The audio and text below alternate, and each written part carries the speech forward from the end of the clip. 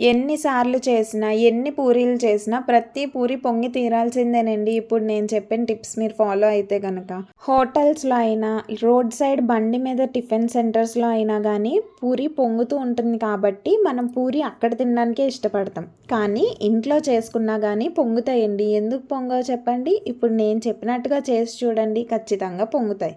గోధుమ పిండిలో కొద్దిగా ఉప్మా రవ్వ, కొంచెం షుగర్, ఇంకా టేస్ట్‌కి సరిపడా సాల్ట్ వేసేసుకొని కొద్దిగా వాటర్ యాడ్ చేసుకుంటూ చపాతీ పిండిలాగా కలుపుకొని పక్కన పెట్టుకోండి. అట్‌లీస్ట్ ఒక 10 నిమిషాలైనా పక్కన పెట్టి ఉంచేయండి. ఆ తర్వాత దాన్ని మంచిగా చిన్న చిన్న బాల్స్ లాగా చేసేసుకోండి. మీకు కావాల్సిన సైజులో పూరీలు ఒత్తేసుకోవాలి.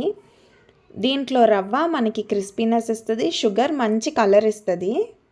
మీరు పూరీలు ఒత్తుకునేటప్పుడు పొడి పిండినైనా యూజ్ చేయొచ్చు, లేదంటే ఆయిల్‌నైనా యూజ్ చేయొచ్చు. మరీ మందంగా కాదు, మరీ పల్చగా కాదు. ఇప్పుడు నేను చూపిస్తున్నట్టుగా ఒత్తుకుంటే సరిపోతుంది. ఆయిల్ బాగా మరిగిన తర్వాత మాత్రమే పూరీని వేయండి.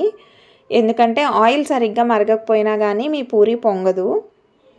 అంతే, ఇలా అటు ఇటు ఫ్లిప్ చేసుకుంటూ గోల్డెన్ బ్రౌన్ వచ్చేంత వరకు ఫ్రై చేసుకుంటే సరిపోతుంది. మన పూరీస్ రెడీ అయిపోతాయి. డీటెయిల్డ్ రెసిపీ కావాలంటే కింద ట్యాగ్ చేస్తాను, ఒకసారి చూసేయండి.